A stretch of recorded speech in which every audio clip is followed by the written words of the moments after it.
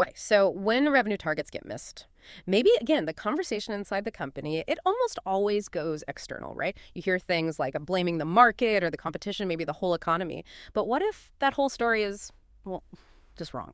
What if the real reason you're struggling with predictable sales success isn't out there, but actually inside your own company, inside your systems? Our sources today, they come from the sales experts, and they really cut through the noise. They make a powerful point. Sales success isn't just luck, it's a science. And if your revenue feels chaotic, unpredictable, it probably means your internal foundation has some cracks. So, our mission today, and this is really for you sales leaders, hiring managers, executives, we're diving deep. We're looking at 5 core internal gaps that the sales experts say derail growth. And we want to pull out the fixes, the actionable things you can do to get to predictable, repeatable revenue, instead of just, hoping for the best. Yeah, what's really striking is how much the data points inward. You see leaders chasing quick fixes outside the company, maybe dropping prices or another ad campaign, but they're kind of ignoring the core diagnosis that the material brings up, which is if you're routinely missing targets, it usually means the system itself. It's structurally unsound. And the good news, I suppose, is that you have complete control over fixing that. The sources clearly lay out these 5 main internal failure points you have to tackle first. Okay, right. Let's unpack this then. Starting at the foundation seems logical. You can't build something solid on shaky ground. So the first 2 gaps you mentioned, they're about that structure. And they sound maybe deceptively simple at first glance. Gap number 1. No clear, unified business plan.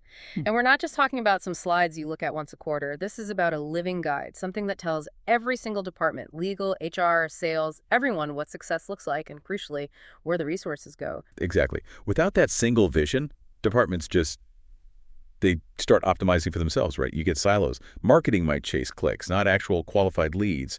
Product might build features nobody asked for.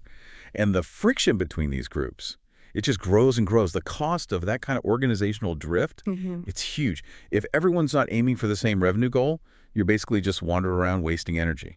And that wasted energy, that perfectly leads into the second gap, not having a proven, measurable sales process. So if the business plan is the map, the sales process has to be the actual road. If you're just guessing the route, well, you're probably not going to get there on time or maybe at all. Yeah, and this is where it gets a bit more technical, but it's critical. The source material really hammers this home. Hope is not a strategy. Why? Because without a defined process, you can't use data effectively. You need that process as the backbone for predictable revenue. And importantly, the sales experts make a key distinction. They talk about an activity-based process, just counting calls or emails sent, versus what they strongly recommend, a milestone-based process. Okay, hang on.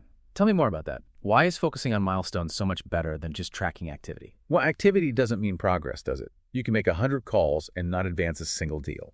A milestone-based process defines the exact criteria a prospect has to meet to move from one stage, like qualification, to the next, say, discovery. It forces objectivity. And the really critical insight here, the thing leaders need to track, is something called lead velocity rate, or LVR, across those stages.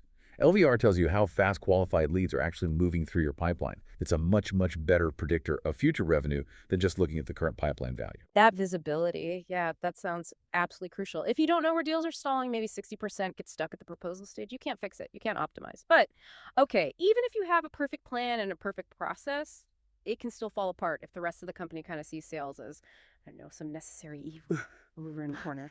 Which brings us straight to the next big issue, organizational focus. Gap number 3 is that the organization just isn't truly sales focused. And what that means in practice is treating sales like an afterthought, not the central engine driving the business. Expecting revenue to just... Right. A genuinely sales-focused organization builds everything around supporting revenue growth. And I mean everything, not just the marketing slogans. Think about the internal policies. If your legal team has contract terms so rigid they kill perfectly normal deals in your industry, well, that's not sales-focused. Or if HR designs compensation plans that, maybe unintentionally, reward just showing up rather than closing business, or make it hard to hire proven top-tier talent, they're actually working against your revenue goals. Look, it's not about making bosses the boss of everyone. It's about making sure every single internal rule, every policy, from how long customer onboarding takes to the budget for QBRs, actually helps or at least doesn't hinder the sales effort. If other teams see their policies as completely unchangeable, you're going to have problems. Success becomes really difficult. And this is where it gets really interesting and honestly frustrating for sales folks. Because that lack of focus, that internal friction, it leads right into gap 4. Misalignment just destroys momentum. I bet every sales leader listening has felt this exact pain. You work hard, you close a big deal, everyone's excited, and then the internal machine just grinds everything to a halt. Yeah, the sources give some painful examples, like the salesperson closes the deal, gets the contract signed, but then finds out production is backed up for 3 months, so you can't deliver on time. All that goodwill, gone. Or, maybe the most common one, marketing generates a fantastic lead, spends good money on it.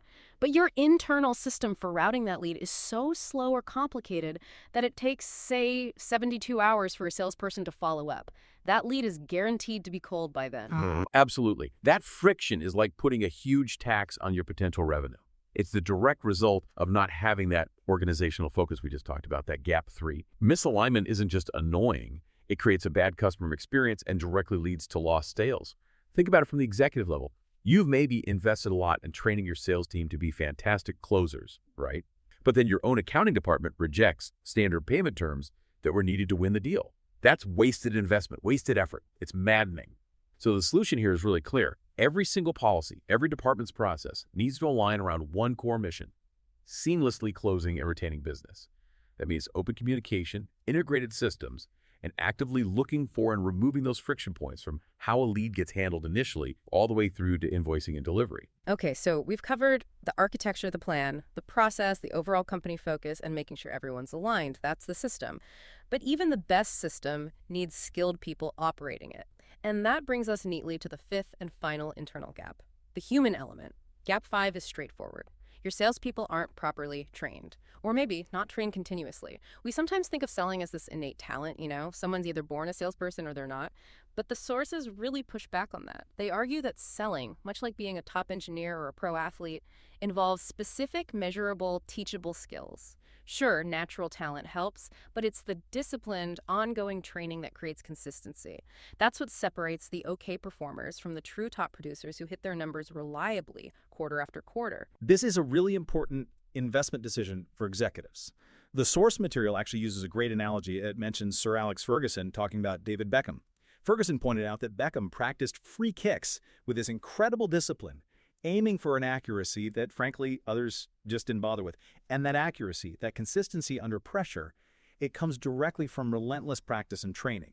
But here's the challenge, the tough insight. Many companies hire people they see as rock stars and then basically offer zero ongoing development. The reality is, most experienced salespeople probably haven't read a serious sales book or taken a skills course or had formal coaching in years.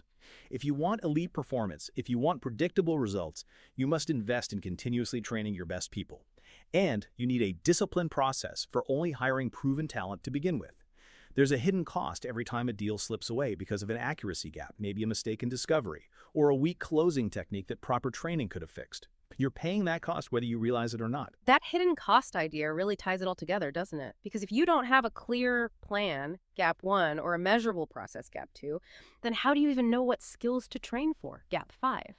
The training becomes less effective, maybe even random. It just spirals. So what does this all boil down to for you, the leader listening right now? Well, the core message is, the problem is likely internal, so the fix has to be systemic.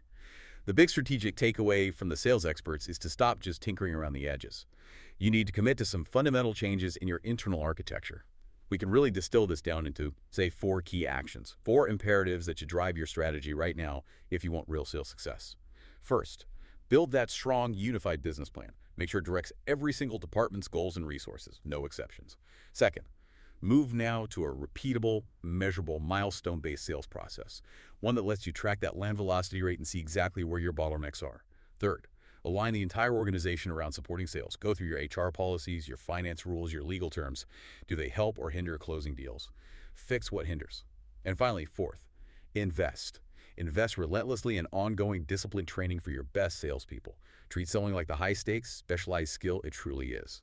Right. That commitment to fixing the system seems to be the only real way to move the revenue needle quickly and sustainably. The idea is that once you remove that internal friction, momentum just builds naturally, because suddenly every policy, every process, every person is actually helping to support the sale. The problem starts inside. The fix has to be systemic. Makes perfect sense. So let me leave you with a final thought to chew on, kind of building on that training and accuracy point. If you accept the premise and the evidence supports it that disciplined practice creates consistent, accurate top performers, then what's the actual dollar amount of hidden costs your organization is swallowing right now? How many deals are slipping through the cracks, not because you're competitors, but because of an internal accuracy gap in your sales team? A gap that maybe a structured sales academy or focused coaching could eliminate almost immediately. Think about that cost. And if you're ready to stop paying that hidden cost, if you want to build that foundation for a truly predictable sales engine, well, the sales experts have resources for that. Whether it's about nailing the recruitment of top talent or actually implementing a full sales academy, they cover it. You can definitely dig deeper into all these strategies. You can find specific resources on recruiting what they call a 5-star sales team and get actionable solutions for all 5 gaps we discussed. Just visit thesalesexperts.com. Thank you for joining us today for this deep dive into the real architecture of a sales success.